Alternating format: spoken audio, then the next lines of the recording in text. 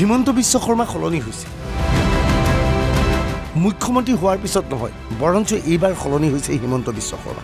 মুখ্যমন্ত্ৰী হোৱাৰ পিছতো হিমন্ত বিশ্ব শৰ্মাই নিৰ্বাচনী সভাত ঘনে ঘনে বিৰোধীক খোলাধাৰ সমালোচনা কৰিছিল কিন্তু এইবাৰ হিমন্ত বিশ্ব শৰ্মাই নিৰ্বাচনী মঞ্চত বিৰোধীক খোলাধাৰ সমালোচনা কৰাৰ পৰা বিৰত আছে এক কথাত ক'বলৈ গ'লে হিমন্ত বিশ্ব শৰ্মাই নিৰ্বাচনী প্ৰচাৰৰ ষ্টাইল সলনি কৰিছে হিমন্ত বিশ্বই নিৰ্বাচনী বতৰত বিৰোধীক খোলাধাৰ সমালোচনা নকৰে কিয় হঠাৎ হিমন্ত বিশ্ব নম্ৰ হৈ পৰিল কিয় হিমন্ত বিশ্বৰ এই নতুন কৌশলৰ আঁৰৰ কাহিনী কি ইলেকশ্যনত মোক বহুতে সোধে যে আজিকালি আপুনি কংগ্ৰেছক গালিয়ে নিদিয়ে ইলেকশ্যনৰ মিটিঙত আহি ভালেই নালাগে আপুনি গালি গালাজ নকৰে মই কিনো গালি দিম অলৰেডি ICUত আছে আৰু ICUত থকা মানুহক গালি পাৰি কি লাভ হ'ব হয়নে নহয় কংগ্ৰেছৰ অৱস্থা কতো নাই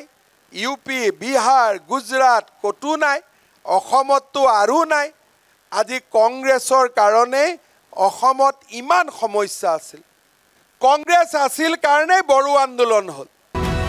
হিমন্ত বিশ্ব শৰ্মা নিশ্চিত হৈছে এইবাৰ লোকসভাৰ নিৰ্বাচন একপক্ষ এই নিৰ্বাচনত বিজেপিৰ বিৰুদ্ধে শক্তিশালী প্ৰতিদ্বন্দ্বী নাই সেয়েহে বিৰোধীক খোলাধাৰ সমালোচনা কৰাৰ পৰা বিৰত আছে হিমন্ত বিশ্ব শৰ্মা অৱশ্যে বৃহস্পতিবাৰৰ দিনটো নাহৰকটীয়াত নিৰ্বাচনী সভাত অংশগ্ৰহণ কৰি লুৰিণজ্যোতি গগৈক কটাক্ষ কৰে মুখ্যমন্ত্ৰীয়ে সবে খালি মানুহক আবেগিক কৰিছিল আন্দোলন কৰাইছিলে নিজে নেতা হৈছিলে নিজে ইলেকশ্যন উঠিছিলে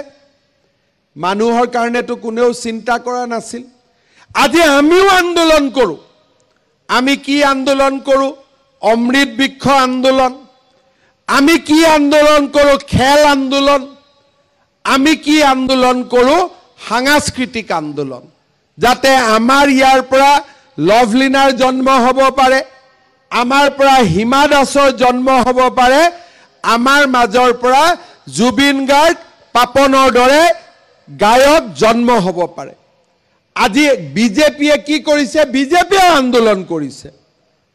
লুৰিণজ্যোতি গগৈ আন্দোলনত মানুহ মৰে বিজেপিৰ আন্দোলনত মানুহ ভোটা তৰাৰ দৰে জিলিকি উঠে এইটো হ'ল আন্দোলনৰ পাৰ্থক্য তেওঁলোকে আন্দোলন কৰে শ্ৰেণী বয়কট কৰ আমি আন্দোলন কৰোঁ দুটা ক্লাছ বেছিকৈ কৰ ডাক্তৰ হ'ব লাগিব ইঞ্জিনিয়াৰ হ'ব লাগিব আমি কৰোঁ শিক্ষাৰ আন্দোলন আমি কৰোঁ খেলাৰ আন্দোলন আমি কৰোঁ সংস্কৃতিৰ আন্দোলন আমি কওঁ গছ চোৰাৰ আন্দোলন আৰু তেওঁলোকে জয়াই অসম নিজৰ ঘৰবিলাক ভালে থাকে আৰু সৰু সৰু মানুহৰ ল'ৰা ছোৱালীবিলাক মৃত্যুমুখত পৰে এইটো আছিল তেওঁলোকৰ আন্দোলন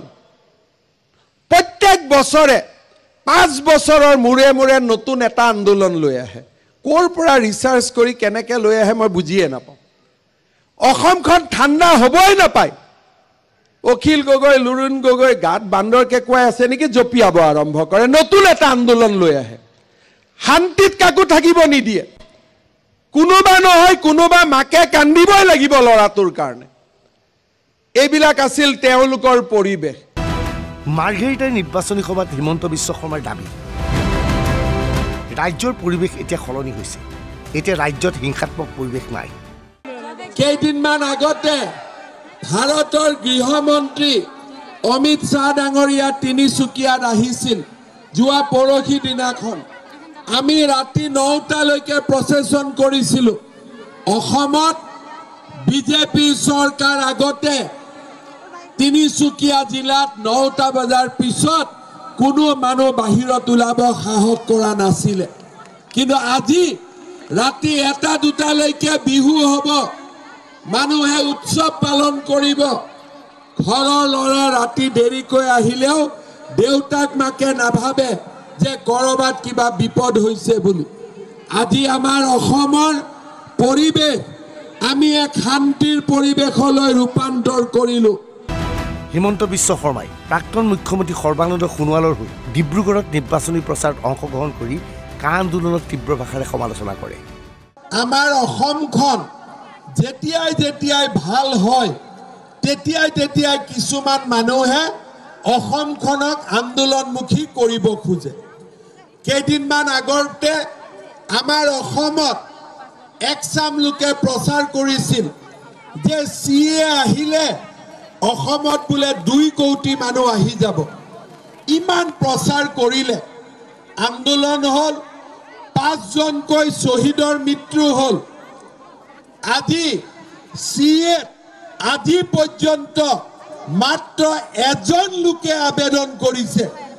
তেওঁলোকে কি কৈছিল 2 কোটি আহিব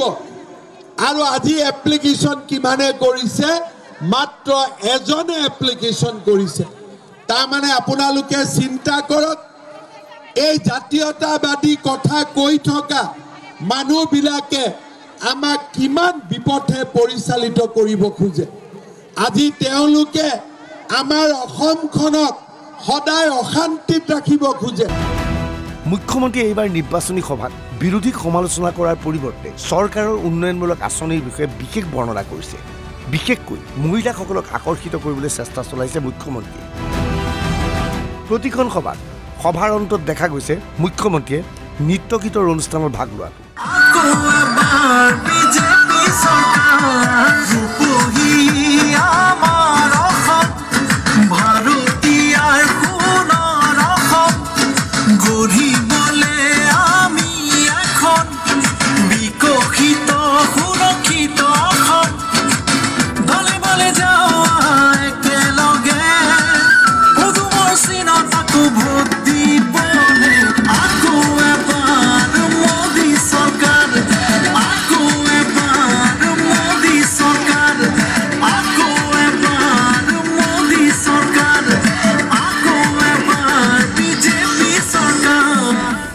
Bureau Report, NB News.